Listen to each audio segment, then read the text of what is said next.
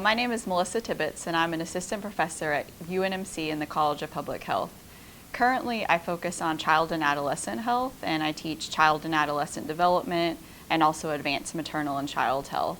And my background is in human development and family studies, with a focus on preventing risk behaviors in adolescents, particularly preventing substance abuse, risky sexual behavior, and teen pregnancy. Today, I'm going to talk about trends in sex in Omaha and the nation, also trends in teen pregnancy and STDs.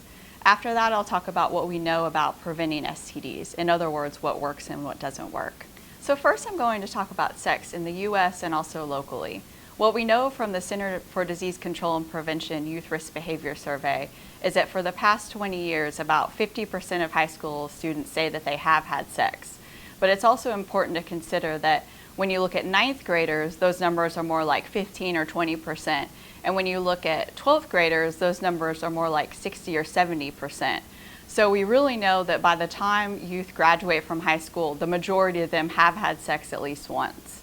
When we look at the local information, unfortunately, Omaha hasn't participated in the Youth Risk Behavior Survey historically. They've only started participating more recently in the last couple of years. So we don't have that longitudinal data over time. But what we do know is that it appears that the prevalence of sexual activity is a little lower in Douglas County compared to the nation. If we look across the grades, about 35% of youth say that they have had sex at least once. But again, we see the same trend where ninth graders have a lower prevalence and 12th graders have a higher prevalence. So in Douglas County, our current information tells us that over 50% of 12th graders do have sex by the time they graduate from high school in Douglas County. It's important to note, though, that in Douglas County, we have something called active parental consent for this particular survey. And that means that each participant, each child has to take a consent form home to their parent. The parent has to sign it and return it. And this presents problems just in terms of data quality, because families that maybe are not as organized or children that maybe aren't as organized may not end up returning back that form. And as a result, the highest risk individuals may not actually be represented in that survey. So it could be that our numbers are actually somewhat similar to the nation, but because of data collection issues, there are just some challenges. What we know about teen pregnancy across the nation in Nebraska and in Douglas County is that rates of teen pregnancy have declined over time, particularly over the past 20 years. And also that basically the birth rate has declined. We also know that the abortion rate has declined. While it's good news that the birth rate has gone down, we do know that there are some disparities, particularly in Douglas County. And what I mean by that is that African American teens and Latino teens are much more likely to give birth versus white teens and Asian teens. So when thinking about the teen birth rate decreasing, it's important to go back to the information about the percentage of youth who've had sex. As I mentioned, that's remained pretty much stable over time. It's been about 50% nationally. But what we do know and what experts in the field say is that much of that decline in the teen birth rate has been due to increased use of condoms and other forms of contraception. So it's not that youth are having sex less, it's just that they're taking precautions, which is preventing pregnancy. And it's also important to note that although across the board teen pregnancy rates have declined in the US, they're still much higher than other industrialized countries. And so again, this is really a cause for concern and shows that we really need to take some action on these issues. When it comes to STDs, it's quite a different story from teen pregnancy. We know that the rates of chlamydia and gonorrhea have been rising over time, particularly for the 15 to 24-year-old age group. And basically, we've been higher than the state and national rates for the last 20 plus years. So since 1998 at least, we've had higher rates, much higher rates of STDs than the other counties in Nebraska and also other states across the nation. So again, this is really a cause for concern, particularly because the majority of cases are actually in that 15 to 24-year-old age group. And some may feel, oh, well, STDs like chlamydia and gonorrhea aren't that serious because you can treat them with an antibiotic. And to some degree that's true, but unfortunately most don't have any symptoms. So what happens is people don't get treated because they're not ever getting tested in the first place. And this causes long-term problems like infertility, and also having an STD increases your risk of getting HIV in particular. So these are really serious issues that need to be addressed. So now that I've presented some basic information about teen pregnancy and STDs, I wanted to give more in-depth information about what we know works and what can be done in the community. I often hear a couple of misconceptions which I wanted to address just straight away. And the first is that if we talk about sex with youth, it's the same thing as giving them permission to do it, and it causes them to have sex. There's no research evidence to suggest that that's true. Talking about sex does not cause youth to have sex. It's also important to mention that not talking about sex doesn't prevent youth from having sex. I hear a lot that, youth don't know anything about sex, and if we tell them about it, then they'll go out and do it. And so we shouldn't say anything, and then they'll never have sex. We know that's not true just by looking at the prevalence of youth who say that they have had sex. Putting that aside, I wanted to also talk about the role of parents. I hear a lot that these are issues that parents should address, and I actually wholeheartedly agree. Parents should be talking to their children about sex. They should be addressing these issues. I know from a developmental perspective, parents can play an important role in their children's development, and they should be sharing their values with their children and having open communication. What I also know from my own research, talking with youth in the community in the summer of 2015, and also from talking with community leaders in different sectors across Omaha, is that parents are not talking to their children about sex. I heard it from youth, I heard it across the board. So while that might be an ideal, that's not currently happening. So that probably is something we should work towards as a community, but right now that wouldn't really address the issues that we have. We know that parents can play an important role in their children's development, but at the same time, adolescence, those teen years, are really the time that children experiment.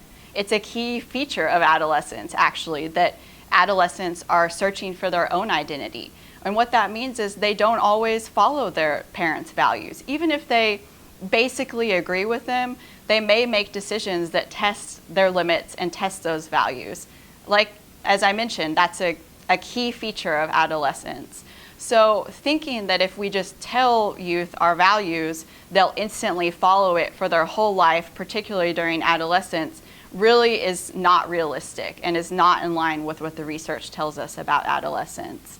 And this really points to the need for other sources of information to hopefully complement what parents are telling their children.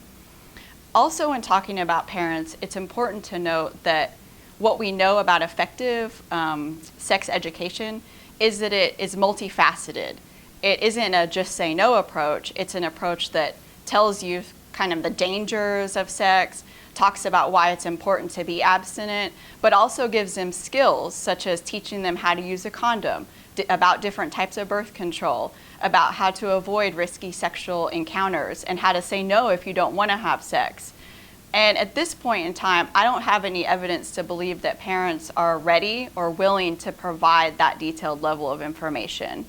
So in thinking about parents being teachers of sex education, we have to move beyond this idea that if they just tell their kids not to have sex, then that will solve all of the problems, because research tells us that's not the case.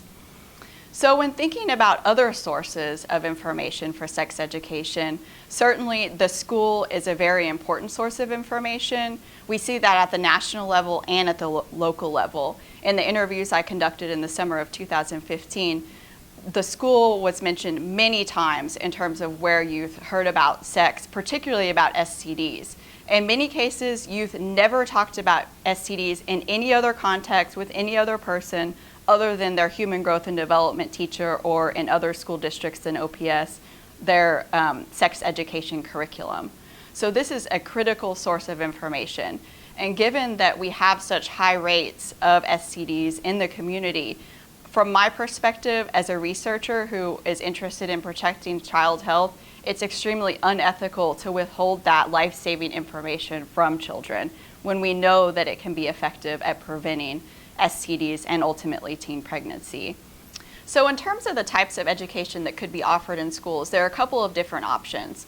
Sometimes schools choose not to address these issues at all, which is really challenging because this is really critical information for youth.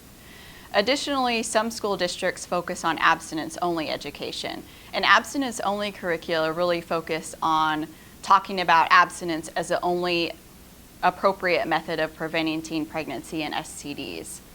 The alternative is comprehensive sex education. It includes the abstinence message and talks about the importance of abstinence, but also includes information about condom use, particularly things like how to use a condom, talks about different methods of birth control, and also skill building exercises. So things like how to say no to sex if you don't want to have sex, and also putting sex in the context of life goals. So helping you think about how sex and pregnancy and STDs might fit into their life plan and might alter their life plan. So it addresses a variety of issues. What the research tells us is that comprehensive sex ed is much more effective than abstinence-only education. There have been numerous studies that have found this to be true. There are different researchers with different organizations. Probably they have different personal belief systems and perspectives, but the research all points to this particular finding that comprehensive sex education is more effective than abstinence-only education. Ultimately, that means that in research studies from different researchers at different universities, they've basically found that youth who receive comprehensive sex education are less likely to initiate sex, meaning having sex for the first time. They have fewer sexual partners compared to those who don't get comprehensive sex education, and they're less likely to get pregnant and STDs. We haven't found that to be true for abstinence-only programs.